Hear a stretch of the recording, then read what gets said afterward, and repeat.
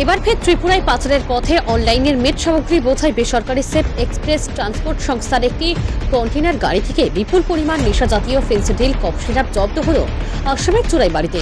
এ কাণ্ডে জড়িত থাকার দায়ে আটক করা হয়েছে লরি চালক অমরেন্দ্র দেব বর্মাকে। জানা গেছে বুধবার সকালে AS01 RC 1198 নম্বরের একটি 6 চাকার কন্টেনার গাড়ি গুয়াহাটি থেকে 8 নং জাতীয় সড়ক ধরে ত্রিপুরায় পৌঁছানোর উদ্দেশ্যে আসামের শেষ প্রান্তে চোরাইবাড়ি পুলিশ ওয়াচপোস্টে পৌঁছালে গাড়িটিতে দলবল নিয়ে যথারীতি তল্লাশি চালান গেট ইনচার্জ প্রণব মিলি।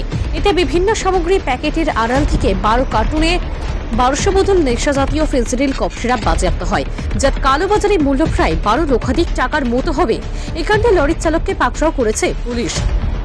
তার নাম অমরেন্দ্র দেব বর্মা, বাড়ি এসকেপাড়া, ধলাই, ত্রিপুরায়। ধৃতের বিরুদ্ধে সুনির্দিষ্ট ধারায় মামলা হাতে নিয়ে তদন্ত শুরু করেছে পুলিশ। ধৃতকে বৃহস্পতিবার জেলা CGM আদালতে সুপর্দ করা হবে বলে পুলিশ জানিয়েছে।